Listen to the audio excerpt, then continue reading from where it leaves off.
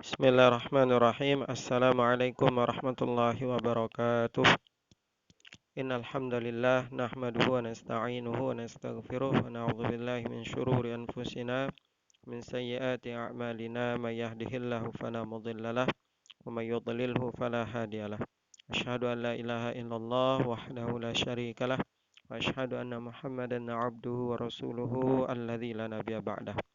Alhamdulillah, para peserta kajian rahmat Allah Subhanahu wa taala. Kita bersyukur kepada Allah SWT sampai dengan saat ini kita masih diberikan kesehatan, keafiatan oleh Allah Subhanahu wa taala. Masih kita diberikan nikmat iman, nikmat Islam. Yang kedua ini tentu sekali min a'dhamin ni'am, sebagai nikmat terbesar, teragung yang Allah Subhanahu wa taala berikan kepada kita. Alhamdulillah masih menghujam di sanubari kita masing-masing.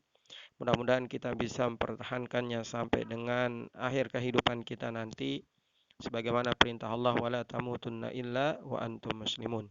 Janganlah kalian meninggalkan dunia ini mati kecuali dalam kondisi dalam keadaan muslimun, menjadi seorang muslim. Amin ya rabbal alamin. Mudah-mudahan kita tetap istiqomah berada di atas ketaatan di jalan Allah Subhanahu wa taala. Mudah-mudahan kita tetap dilindungi oleh Allah Subhanahu wa taala dari bermaksiat padanya, dari melakukan hal-hal yang merugikan saudara kita kaum muslimin. Mudah-mudahan Allah SWT menjaga ibadah kita, menjaga akhlak kita. Amin ya rabbal alamin.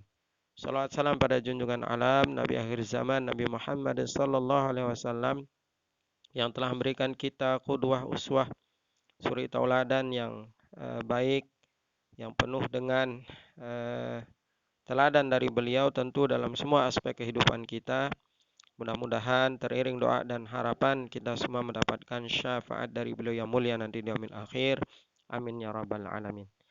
Para peserta kajian rahmati Allah Subhanahu wa taala, insyaallah kajian kita pada kesempatan ini akan membahas tentang salah satu ibadah yang agak jarang diangkat menjadi tema kajian, apalagi untuk generasi milenial ya. Karena dianggap ibadah ini adalah untuk orang-orang yang sudah lanjut usia, yaitu ibadah haji atau umroh, ibadah haji atau umroh. Padahal sesungguhnya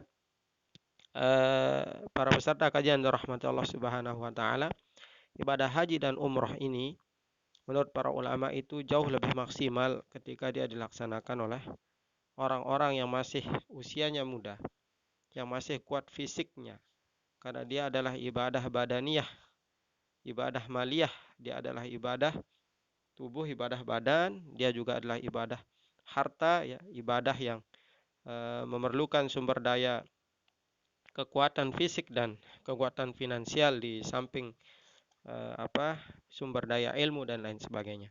Dan itu hanya bisa dilakukan ketika usia kita masih muda, ketika fisik kita masih kuat. Nah, maka mudah-mudahan dengan kita mengkaji tema tentang haji dan umroh pada kesempatan kali ini, mudah-mudahan Allah SWT memudahkan kita semua menjadi duyufur rahman, menjadi tamu-tamunya yang agung, tamu-tamunya yang mulia, menjadi jamaah haji atau umroh di waktu-waktu yang akan datang ketika usia kita masih muda. Amin ya rabbal alamin. Adik-adikku sekalian dirahmati Allah, para peserta kajian dirahmati Allah Subhanahu wa taala. Insyaallah kita akan membagi menjadi 2 sesi kajian kita ini. Karena keterbatasan waktu di pertemuan kali ini, kita akan membahas pengantar dulu tentang ibadah haji dan umroh ya, tentang ta'rifnya, kemudian fadail keutamaannya, kemudian jenis-jenisnya. Insyaallah runtutan fikihnya, tata cara pelaksanaannya dari awal sampai akhir, insyaallah nanti kita akan bahas di bagian kedua dari materi kita ini.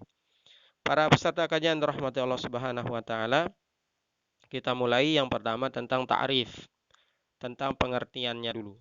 Ya, apa yang dimaksud dengan haji dan umroh? Nah, haji secara bahasa itu berarti al-qasdu, ya, menyengajakan, sengaja melakukan suatu al-qasdu. Ya, al-hajj bermakna al-qasdu. Nah, secara syariat, ya, di dalam, saya ambilkan pengertian ini dalam kitab Taqriratus Sadidah fi Masailil Mufidah. Ya, dikatakan di sana bahwa haji itu adalah qasdu baitillahil haram lin nusuk. Sungguhnya yang dimaksud dengan haji itu adalah sengaja datang ke Baitul Haram ya, ke rumah Allah SWT, Baitullah ya, di Masjidil Haram sana ya, untuk melaksanakan ibadah. Itulah yang dimaksud dengan ke tanah suci ya. Sengaja melakukan perjalanan ke tanah suci ya untuk beribadah. Nah, inilah makna daripada haji. Nah, adapun umroh itu adalah ya az-ziarah. Maknanya adalah berziarah. Ya, umroh itu berziarah. Nah, secara syariat ya, dia adalah ziarah yang dilakukan ya ke Masjidil Haram, yaitu di Makkahul Mukarramah ya, dengan cara-cara khusus. Kemudian waktunya oleh syariat itu dipersilahkan sepanjang tahun. Nah, adapun haji tadi itu waktunya adalah Ashhurum ma'lumat, ya, dilakukan pada bulan-bulan yang sudah maklum, yang sudah dimaklumi, yang sudah kita sama-sama ketahui, yaitu di bulan haji. Nah, ini pengertian antara haji dan umroh. Nah, haji dan umroh ini memiliki manasik, tata cara pelaksanaan ibadah yang berbeda. Ada persamaannya dan ada perbedaannya. Nah, ibadah umroh adalah ibadah yang sangat sederhana sekali. Ya, sangat sederhana sekali. Ya, di dalam satu hari, ya, misalnya kalau kita kuat, kalau sudah berada di sana, kalau sanggup kuat fisik kita, ya bisa umroh berkali-kali di dalam satu hari. Ya, bisa mau 3 kali, 4 kali, 5 kali, silahkan.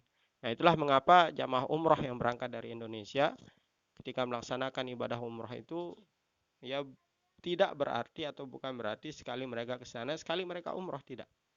Jadi umroh itu bisa berkali-kali ketika kita berada di sana, karena manasiknya sangat sederhana. Cukup berniat, kemudian mulai ihram ya, kemudian tawaf, sa'i, selesai umroh. Satu kali umroh. Ya, kemudian setelahnya nanti misalnya mau istirahat, ya berapa jam lagi mau lagi melaksanakannya, silahkan. Dan situs pelaksanaannya hanya di Masjidil Haram saja. Nah, ini perbedaan sedikit ya tentang haji dan umrah. Insyaallah nanti di fikih manasiknya kita akan perdalam. Berikutnya, para peserta kajian rahmat Allah Subhanahu wa taala, apa saja yang menjadi istidlal, yang menjadi petunjuk atau menjadi dalil dari disyariatkannya dua ibadah ini. Ya, tentang haji, ya Allah Subhanahu wa taala berfirman dalam Al-Qur'an dalam surat Al-Imran ayat 97. A'udzu billahi minasyaitonir rajim. Walillahi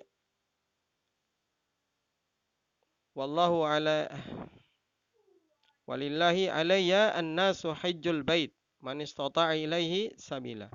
Mengerjakan haji adalah kewajiban manusia terhadap Allah. Walillahi alayyan nas. Ya, terhadap Allah SWT, ya, semua manusia itu al-hajj. Ya, kewajiban dia melaksanakan ibadah haji, ya, baita min man istata'a ilaihi sabila, bagi mereka yang mampu melaksanakannya. Dalam surat Al-Imran ayat 97. Nah, kemudian untuk ibadah umroh, Allah SWT sampaikan dalam surat Al-Baqarah ayat 196. Ya, wa atimmul hajja wal umrata lillah. Dan sempurnakanlah ibadah haji dan umroh karena Allah SWT. Jadi ada kata haji dan ada kata umroh di sana. Nah, ini dalil disyariatkannya atau petunjuk dari Al-Qur'anul Karim tentang ya syariat melaksanakan ibadah haji atau umroh. Nah, berikutnya para peserta kajian rahmat Allah SWT, apa saja keutamaan yang Allah Subhanahu wa taala berikan bagi orang-orang yang melaksanakan ibadah haji atau umroh. Yang pertama, para peserta kajian rahmat Allah, ibadah umroh atau ibadah haji adalah amalan yang paling afdal, amalan yang paling utama, amalan yang paling afdal. Ya, sebagaimana hadis Rasulullah sallallahu alaihi wasallam ketika ditanya, Su'ila Nabi sallallahu alaihi wasallam ayyul a'mali afdal. Ketika beliau ditanya oleh para sahabat, ayyul a'mali afdal, amal apakah yang paling afdal, yang paling utama? Qala, beliau sallallahu alaihi wasallam bersabda, imanan billahi wa rasulih, yaitu engkau beriman kepada Allah SWT dan Rasulullah. Qila summa madza? Kemudian para sahabat tersebut bertanya, kemudian setelah itu apa lagi? Ya Rasulullah. Rasulullah bersabda, jihadu fi sabilillah. Rasulullah bersabda, jihad fi sabilillah. Qila summa madza? Kemudian ya sahabat itu bertanya lagi, kemudian apa ya Rasulullah? Hajjul mabrur. Kemudian beliau bersabda, haji yang mabrur. Ini adalah hadis Rasulullah SAW tentang keutamaan daripada haji mabrur. Nah, tentu ya ilat atau penyebab daripada hadis ini disesuaikan dengan kondisi para sahabat saat itu. Ya, di dalam redaksi yang lain misalnya kita temukan hadis Rasulullah SAW yang mengatakan bahwa ya amalan yang afdal itu adalah birrul walidain, yaitu berbakti kepada kedua orang tua. Disebabkan saat itu ya sahabat tersebut masih memiliki orang tua ya yang harus dia rawat, sehingga beliau mengatakan ya tidak perlu engkau ikut berjihad karena berbakti kepada orang tuamu itu adalah amalan yang afdal, amalan yang utama. Begitu juga ketika Rasulullah SAW mengatakan ya bahwa amal yang utama itu adalah as-salatu ala waqtiha. Engkau salat pada waktunya. Nah, maka sekali lagi semuanya dikembalikan kepada illat, kepada penyebab, kepada asbab daripada kondisi atau konteks di mana Rasulullah SAW menyampaikan hadis tersebut. Nah, di dalam konteks hadis ini Rasulullah SAW memberikan tingkatan-tingkatan. Yang paling afdal itu adalah kita beriman pada Allah dan Rasulullah. Ya, ini membuktikan bahwa segala amal itu harus bersandar kepada keimanan. Ya, dalam surat Mujadilah misalnya Allah katakan yarfa'illahu alladzina amanu minkum walladzina utul ilma darajat. Allah meninggikan derajat orang yang siapa? Beriman dan berilmu. Ya, jadi tujuannya sebenarnya mau disampaikan keutamaannya apa? Keutamaan orang yang berilmu, tapi Allah SWT menggandeng dia dengan keimanan. Nah, ini membuktikan bahwa keimanan ini menjadi iman, menjadi pondasi dasar dari semua amal yang kita lakukan. Akan gugur semua amal kita, para peserta kajian rahmati Allah, ketika kita tidak gugur semua amal kita ketika kita tidak mendasarinya dengan iman kepada Allah. Kemudian di hadis ini lanjutkan jihadu fi sabilillah. Ya, jihad ya di jalan Allah Subhanahu wa taala. Nah, kemudian yang berikutnya Rasulullah mengatakan hajjul mabrur. Yang afdal berikutnya setelah jihad fi sabilillah adalah haji yang mabrur. Ya, karena nanti di fadail yang berikutnya kita akan menjelaskan bahwa ya haji yang mabrur, ya berhaji ya itu termasuk ya bagian dari jihad fi sabilillah. Nah, begitu juga ya dikatakan oleh para ulama mufassir bahwa hadis ini juga konteksnya yang bertanya itulah para ya sahabiyah, ya para sahabat Rasulullah SAW yang wanita, yang perempuan. Nah, maka karena jihad fisabilillah itu tidak bisa mereka lakukan ya, atau ini adalah kewajiban bagi para laki-laki, maka kemudian Rasulullah SAW mengatakan setelahnya itu adalah ya hajjul mabrur, haji yang diterima oleh Allah Subhanahu wa taala.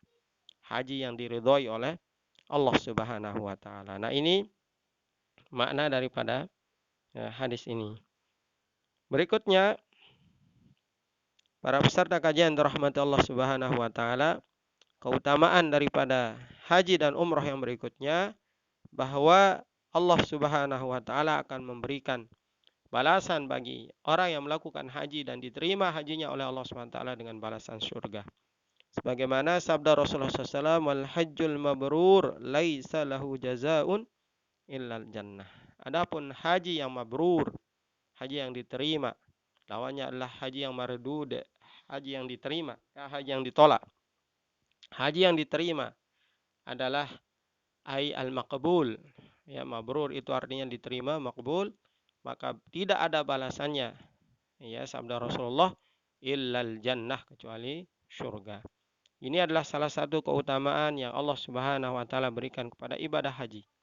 Ya, dibanding dengan ibadah-ibadah yang lainnya, ibadah haji ini Allah Subhanahu wa taala sebutkan langsung ya faidahnya, manfaatnya, janji dari Allah Subhanahu wa taala yaitu diberikan surga. Akan tapi kalau eh, ibadah-ibadah yang lain itu ya Rasulullah SAW sampaikan keutamaan-keutamaannya, tentu dengan keutamaan yang begitu banyak, namun ya jarang sekali disebut balasannya itu adalah surga. Misalnya tentang ibadah puasa, Rasulullah katakan, "Man shoma Ramadhana imanan wahtisaban, ghufira lahu ma taqaddama min dzambi." Ya barang siapa yang beriman, yang berpuasa dengan keimanan dan keikhlasan pada Allah, maka akan diampuni dosa-dosanya yang sudah lalu. Jadi dosanya yang diampuni, masuk surganya belum tentu. Begitu. Tapi untuk haji, maka Rasulullah katakan, laisa jazaun illal jannah. Jelas langsung disebut bahwa tidak akan mendapatkan pahala kecuali surganya Allah SWT. Ini membuktikan bahwa ibadah ini adalah ibadah yang azimah, ibadah yang sangat agung. Nah, kemudian berikutnya para peserta kajian dirahmati Allah, ya ibadah haji ini ya dia termasuk jihad fi sabilillah. Ya Rasulullah, ya naral jihad afdalul amal. Nah, ini riwayat dari ya Bunda Aisyah radhiallahu anha. Ya beliau berkata kepada Rasulullah, ya Rasulullah kami melihat bahwasanya atau kami menemukan atau kami memandang bahwasanya ibadah yang paling afdal itu adalah berjihad fi sabilillah. Ya, afala nujahidu. Kemudian beliau mengatakan, apakah berarti kami harus berjihad sementara beliau adalah seorang perempuan? Qala la. Ya Rasulullah SAW bersabda, tidak. Lakin afdalul jihad al-hajjul mabrur. Ya, akan tetapi sabda Rasulullah SAW, sebaik-baik jihad adalah haji yang mabrur. Nah, maka orang yang melakukan ibadah haji sungguhnya dia sedang ya fi sabilillah. Dia sedang berada di jalan Allah Subhanahu wa taala. Maka seandainya Allah mentakdirkan ya orang tersebut meninggal dunia, ya gugur ketika dia melaksanakan ibadah haji, maka insya Allah dia menjadi syahidul akhirah. Dia mendapatkan pahala syahid di akhirat. Akan tetapi ya tetap dia wajib untuk disolatkan, ya kemudian dimandikan dan dikafankan dia dengan kain ihram yang dia gunakan, ya agar dia nanti dibangkitkan ya dari kuburnya menggunakan kain ihram tersebut. Seandainya dia belum menyelesaikan manasiknya, maka nanti kata para ulama dia akan bangkit dari kuburnya kemudian menyelesaikan dulu manasiknya. Itulah mengapa jamaah haji itu ketika meninggal dunia itu langsung dimakamkan di makbarah yang berada di tanah suci sana, tidak dibawa pulang. Nah ini jadi para peserta kajian rahmati Allah, haji yang mabrur ya, atau perjalanan haji secara umum itu ayamin jihadi fi sabilillah, dia termasuk ya sedang berjihad di jalan Allah Subhanahu wa taala. Kemudian keutamaan yang keempat dari ibadah haji sebagaimana yang disabdakan oleh Rasulullah SAW, bahwa dia akan menghapuskan kesalahan dan dosa-dosa yang sudah dilakukan oleh orang yang melakukannya. Sebagaimana sabda Rasulullah SAW, man hajja lillah, barang siapa yang melakukan haji karena Allah SWT, falam yarfus walam yafsuq, ketika dia melakukannya dia tidak berkata-kata yang mengandung unsur pornografi, berkata-kata jorok, tidak pantas, ya walam yafsuq, dia tidak melakukan perbuatan kefasikan, tidak melakukan perbuatan kemaksiatan, termasuk dia tidak ya menzolimi orang lain, menjaga mulutnya, kemudian dia menjaga arkannya, tidak mengambil hak orang lain kecuali apa yang memang menjadi haknya dan lain sebagainya. Dia menjaga dirinya dari berkata-kata tidak senonoh dan kefasikan-kefasikan atau dosa. Roja'a kayaumi waladhu ummuhu, maka dia kembali nanti ke tempat aslinya, ke tempat asalnya, kayaumi waladhu ummuhu, sebagaimana hari dia dilahirkan oleh ibunya. Jadi diampuni dosa-dosa kita laksana bayi yang baru dilahirkan. Subhanallah. Ini adalah ya keutamaan yang luar biasa yang Allah Subhanahu wa taala berikan bagi orang yang melaksanakan ibadah haji ya atau umrah. Para peserta kajian dirahmati Allah, berikutnya Rasulullah SAW bersabda bahwa orang yang melaksanakan ibadah haji, maka dengan dia melaksanakan ibadah haji atau umroh itu akan mengikis, menghilangkan kefakiran dan dosa yang ada pada dirinya. Rasulullah SAW bersabda, tabi'u bainal haji wal umrah. Ikutilah di antara haji dan umrah. Atau maksudnya susullah ya umrah itu kepada haji atau haji itu kepada umrah. Fa innahuma yanfiyanil faqra wad dunuba. Karena sungguhnya yang dua tadi yaitu haji dan umrah, yanfiyanil faqra akan membakar faqra kefakiran, wad dunuba dan dosa. Kama yanfiyal qiru khabasal hadid, sebagaimana dibakarnya ya khabas ya kotoran-kotoran yang ada di besi, wadzahabi wal fiddah yang ada di emas dan di perak. Yang kotoran-kotoran sudah dibakar, salah satu fungsi pembakaran ya di besi, perak dan emas itu adalah untuk menghilangkan kotorannya. Ya, walaisa lil hajjatil mabrurah sawaban illal jannah.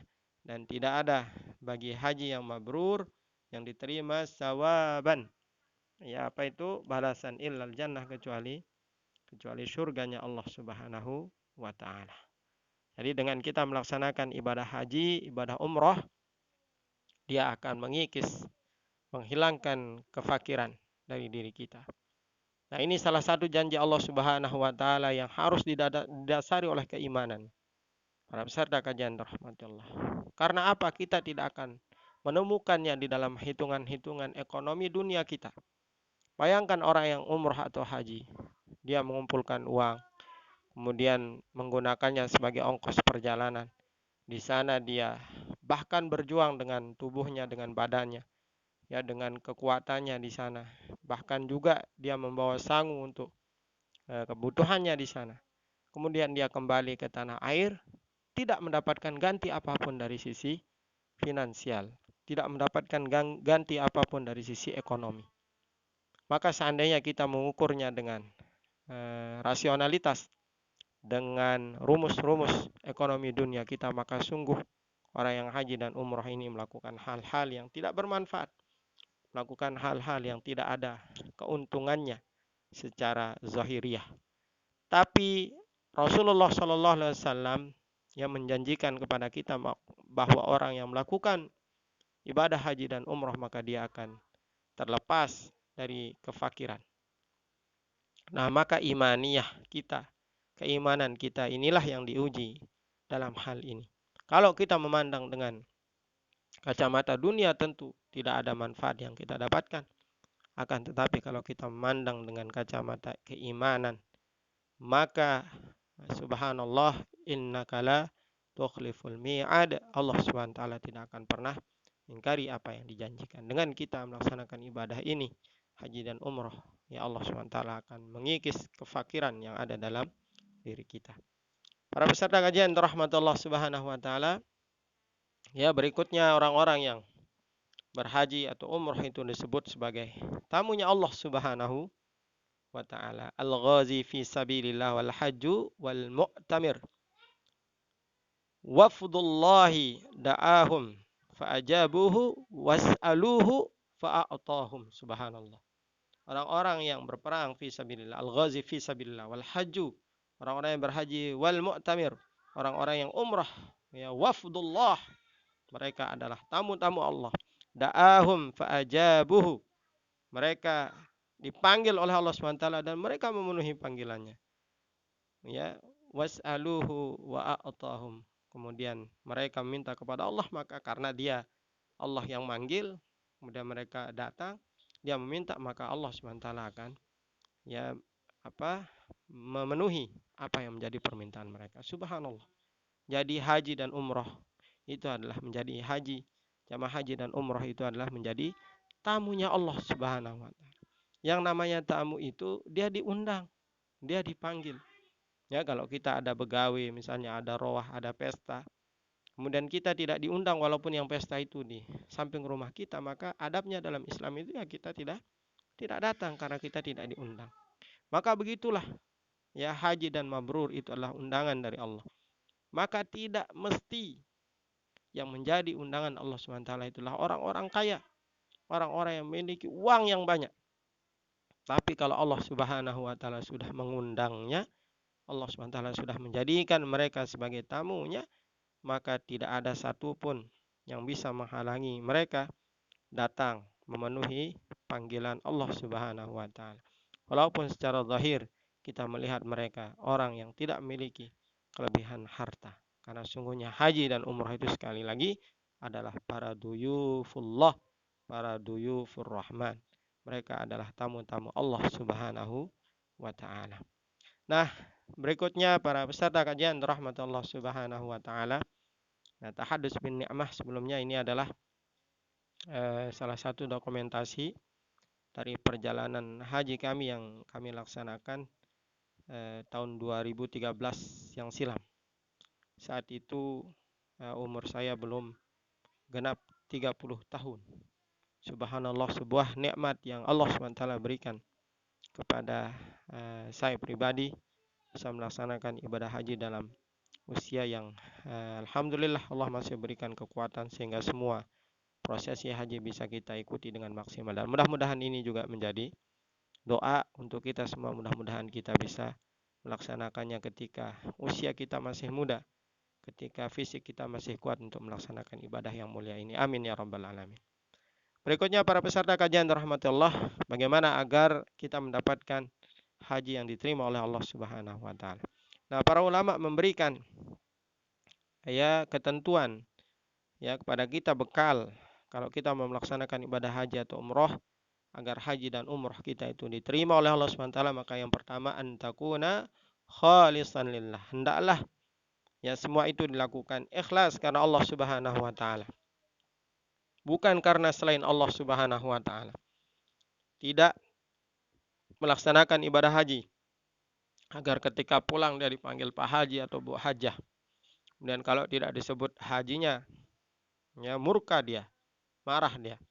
Ketika diundang, fitrah saputra, tidak ada hajinya, tidak mau datang. Loh, kenapa tidak datang kemarin Pak? Apa undangan apa itu, tidak ada hajinya, tidak menghormati dan seterusnya. Jadi pastikan semua karena Allah SWT. Atau ada orang yang umroh berkali-kali, setiap tahun umroh, agar diketahui bahwa dia adalah orang yang memiliki banyak uang misalnya. Atau sebagai tren, sebagaimana kita lihat di apa yang kita jumpai, banyak orang yang menjadikan dia sebagai tren. Jadi kalau sudah umroh itu menjadi gaya hidup. Setelah dia kembali tidak ada yang berubah sama sekali. Dia hanya ingin menunjukkan bahwa dia memiliki kecukupan harta yang dia lakukan, kemudian yang dia gunakan untuk melakukan ibadah itu. Jadi tidak, hendaklah kita melakukan ibadah haji atau umrah itu antakuna khalisan lillah. Hendaklah kita ikhlas karena Allah Subhanahu wa taala. Sebagaimana firman-Nya, "Wa ma umiru illa liya'budullaha mukhlishina lahuddin." Tidaklah aku merintahkan kalian kecuali mukhlishina lahuddin, kecuali memurnikan, mengikhlaskan niat kalian di dalam agama Allah Subhanahu wa taala yang mulia ini. Jadi yang pertama, agar haji atau umrah kita menjadi mabruran, diterima oleh Allah Subhanahu wa taala, hendaklah kita menjaga keikhlasan niat kita di dalam kita melaksanakan ibadah itu. Kapan? Yang pertama, qablal amal, sebelum kita melaksanakannya. Yang kedua, indal amal, ketika kita melaksanakannya. Jadi sebelumnya kita jaga keikhlasan niat kita bahwa kita melakukan itu karena Allah SWT. Walaupun ini adalah ibadah yang sangat menguji keikhlasan kita. Kenapa? Karena dia zahiran, bentuknya itu tampak. Tidak bisa kita sembunyikan. Bahkan kalau budaya kita di Lombok ini semua orang tahu. Kalau dulu mungkin haji saja yang dibuatkan selamatannya, dibuatkan tasyakurannya. Tapi sekarang umroh juga dibuatkan. Roh dia, begawe dia. Jadi ini sangat menguji keikhlasan kita. Jangan sampai sekali lagi tadi niat kita bercampur dengan selain Allah. Yang kedua, indal amal, ketika kita beramal. Ketika kita melaksanakan prosesi haji dan umroh di tanah suci sana. Jangan sampai kita mencampurnya dengan ketidakikhlasan, mencampur niat kita dengan selain Allah SWT.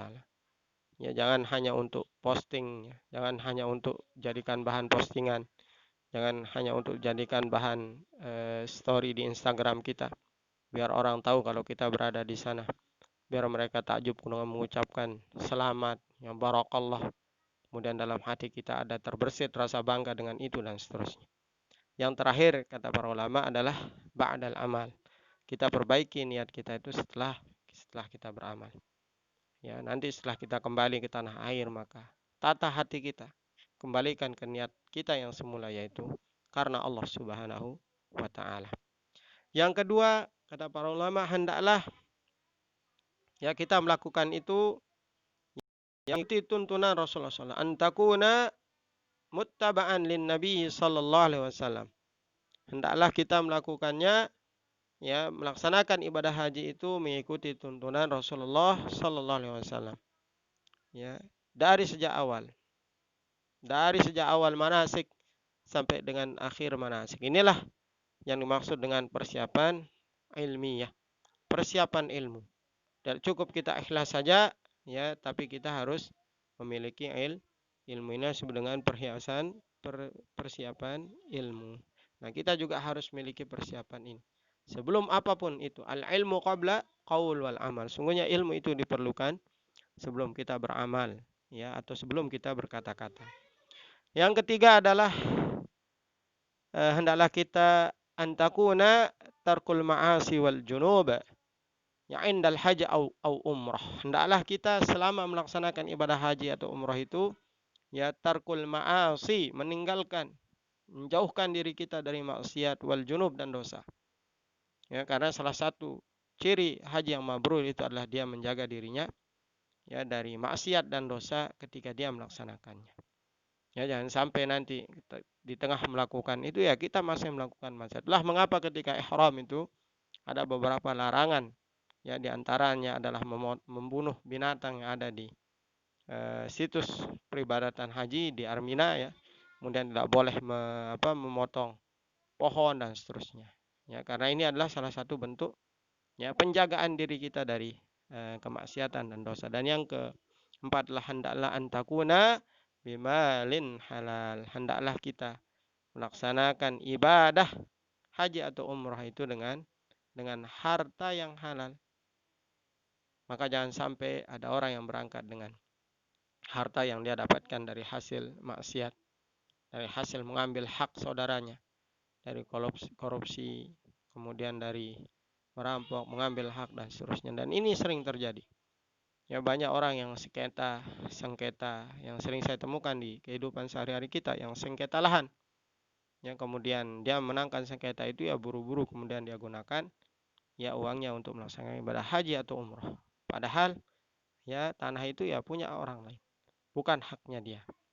Ya, tapi karena caranya yang lihai, ya, dalam hal hukum, ya, sehingga dia bisa menangkan itu. Padahal ya hakikatnya itu bukan haknya. Nah, maka harta-harta yang begini adalah harta-harta yang tidak akan membawa keberkahan. Walaupun kita menggunakannya bolak-balik puluhan kali kita gunakan ibadah, maka ya ibadah kita tidak akan diterima oleh Allah SWT kalau kita menggunakan harta yang tidak halal. Sungguhnya Allah itu thayyib, ya, dan Allah SWT yanalut thayyib, dan Allah SWT menerima yang baik saja, tidak menerima sesuatu yang tidak baik. Para peserta kajian dirahmati Allah Subhanahu wa taala, yang terakhir, ya, pembahasan kita, ya, sebelum nanti yang lebih terakhir lagi adalah tentang jenis-jenis haji, ya. Lalu bagaimana ciri-ciri zahir yang bisa kita lihat, ya dari haji yang mabrur. Walaupun ini semua hakikatnya kita kembalikan kepada Allah Subhanahu wa taala, karena dialah yang menjadi ahsanul hakimin, yang menjadi hakim yang paling baik di antara makhluknya. Dialah yang akan menghakimi makhluknya. Nah, namun ada pendapat dari Al-Imam Al-Qushairi rahimahullah, ya, beliau menjelaskan tentang, ya, ciri-ciri haji yang mabrur. Di antaranya kata beliau, yang pertama, haji yang mabrur itu ketika dia pulang, antazada ta'atuhu lillah. Ya, antazada ta'atuhu lillah, akan bertambah, ya, ketaatannya kepada Allah Subhanahu wa taala. Dulu sebelum berangkat umroh, sebelum berangkat haji, Ya, kalau dia laki-laki jarang dia sholat berjamaah, jarang dia ikut majelis taklim, ya, jarang dia beramal soleh. Nah, maka setelah dia kembali dari tanah suci kemudian bertambah ketaatannya pada Allah Subhanahu wa taala. Sekarang menjadi jamaah tetap salat fardu di masjid, menjadi jamaah tetap majelis-majelis taklim, ya, rajin dia berinfak, bersedekah, ya, dan seterusnya, maka insya Allah ini menjadi salah satu min alamati hajjul mabrur, ya, di antara tanda-tanda, ya, haji yang mabrur. Kemudian yang kedua, kata Imam Al-Qusairi rahimahullah, ya, dia menjadi lebih zuhud pada dunia. Zuhdun lid dunya wa hirsun lil akhirah, dan dia menjadi rakus pada akhirat. Nah, apa yang dimaksud dengan zuhud? Zuhud yang dimaksud di sini adalah sifat sederhana, sifat basatah, ya, menjadi orang yang memiliki sifat basitah, memiliki sifat yang sederhana untuk urusan dunia. Ya, bukan berarti dia pakaiannya kucel, kumel, kotor, ya, tidak mau makan enak dan seterusnya, tidak. Tapi dia menjadikan dunia itu, ya, sebagai mazra'ah. Ad-dunya mazra'atul akhirah. Dia jadikan dunia itu sebagai ladang dia untuk akhirat. Jadi tidak menjadikan dia tujuan utama dunia itu. Tapi untuk urusan-urusan akhirat dia menjadi, ya, orang yang sangat rakus, ya, sangat bersemangat untuk, ya, menggapainya. Ya, bukan sebaliknya, setelah kembali dia dari tanah suci kemudian dia menjadi orang yang lebih membanggakan dunia daripada akhirat. Kemudian yang ketiga, kata Al-Imam Al-Qusairi rahimahullah, ya, dia menjadi orang yang afsus salam wa it'amut ta'am. Dia menjadi orang yang menebarkan salam dan gemar memberi makan. Artinya apa? Dia memiliki kepekaan sosial yang jauh lebih tinggi, kepedulian sosial yang jauh lebih tinggi dari sebelum dia berangkat melaksanakan ibadah haji atau umroh. Bukan sebaliknya, kembali dari tanah suci dia menjadi orang yang tambah pelit, tidak peduli, bahkan menghardik anak-anak yatim, orang miskin yang yang meminta-minta dan sebagainya. Nauzubillahi min dzalik. Nah, ini 3 ciri-ciri haji mabrur berdasarkan maqalah, ya, pendapat dari Al-Imam Qusairi rahimahullah. Nah, kemudian kita mulai masuk sedikit tentang manasikul haji. Jadi ada 3 jenis haji, ya. Pelaksanaan ibadah haji itu menggunakan jenis, dan nanti jenisnya ini menentukan daripada proses pelaksanaannya, ya. Sebagaimana hadis dari Siti Aisyah radhiyallahu anha, ya, kharajna ma'a Rasulullah sallallahu alaihi wasallam, kami keluar, ya, bersama Rasulullah sallallahu, ya, amul hujjah al-wada'i, pada tahun haji wada, ya.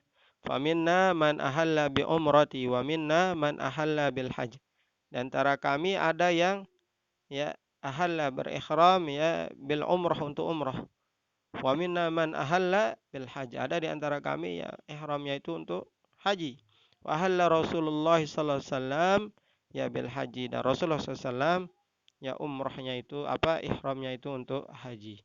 Ya, fa amma man ahalla bi umrati fa halla bi qudumihi wa amma man ahalla bi haji wa jama'a bainal haji wa umrah falam yahilla hatta kana yaumun nahar. Ya, nah, barang siapa, ya, yang berihram untuk umrah, ya, kemudian dia bertahallul, ya, ketika berada di Baitullah. Sedangkan orang yang berihram untuk haji, jika ia mengumpulkan haji dan umrah, maka ia tidak bertahallul sampai ia selesai melakukan amalan pada hari nahar. Nah, ini penjelasan singkat Rasulullah. Nah, dari hadis ini ada beberapa jenis. Ada yang umrah dulu, kemudian dia haji. Ada yang haji saja, ya. Ada yang menggabung antara haji dan umrah. Nah, inilah yang kemudian nanti menjadi jenis-jenis haji. Ya, maka yang pertama ada yang disebut dengan haji ifrad. Ifrad itu artinya sendiri. Jadi dia ketika melaksanakan ibadah haji itu dia berniat satu saja. Ya, haji saja. Begitu. Jadi tidak sekaligus. Apabila ingin melaksanakan keduanya, yaitu yang pertama ibadah haji dulu, setelah selesai ini, kemudian dia umroh, ya, atau umrohnya dapat dilakukan di lain waktu, misalnya di luar bulan haji, nah, maka dia tidak dikenakan dam, dia tidak dikenakan denda. Dam itu artinya darah, yaitu menyembelih. Jadi kalau ifrad ini dia niatnya haji saja. Apa yang dilakukan pada musim haji itu haji saja. Nanti misalnya sudah selesai dia haji, sudah di atas tanggal 13 Zulhijjah, dia mau umroh maka silahkan. Ya, dan ini tidak dikenakan denda. Namanya haji ifrad. Jadi ifrad itu artinya sendiri haji saja. Ya, haji saja. Yang kedua namanya tamattu. Ya, tamattu berarti bersenang-senang atau bersantai-santai. Nah, bagaimana caranya? Yaitu ihram untuk umroh dulu di bulan-bulan haji. Setelah dia selesai umroh, ya baru dia nanti ketika masuk tanggal orang melaksanakan ibadah haji, yaitu tanggal 9 ya, atau tanggal 8 Zulhijjah, baru dia berniat haji lagi. Ya, artinya datang lebih awal untuk umroh dan dilanjutkan ibadah haji. Nah, kalau caranya begini maka dia kena dam, namanya dam tamatu. Dia harus menyembelih satu ekor udahiyah, sembelihan. Karena apa? Karena nanti ada hadisnya ya. Nah, ini bukan hadis malah ya firman Allah SWT dalam surah Al-Baqarah. Faida amintum faman tamatta'a. Ini ada kata tamattu ya. Bila kamu telah merasa aman, maka barang siapa yang mengerjakan ya tamatta'a bil umrah ilal hajj.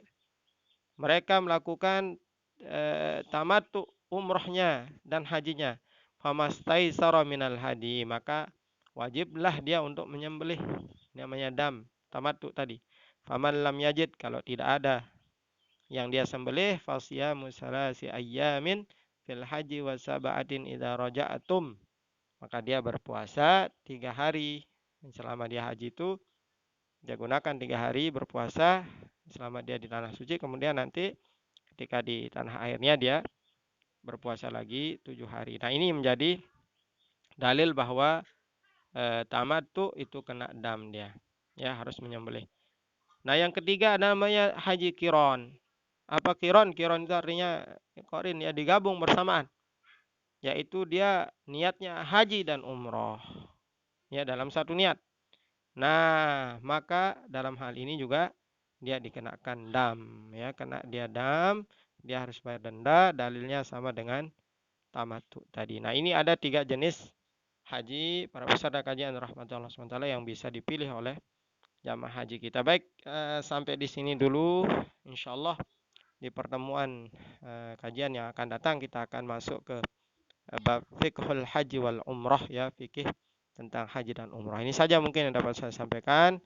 Kurang lebihnya mohon maaf. Nanti jika ada yang mau dipertanyakan nanti kita akan bahas di sesi diskusi. Aku qouli hadza wa astaghfirullahaladzim. Wassalamualaikum warahmatullahi wabarakatuh.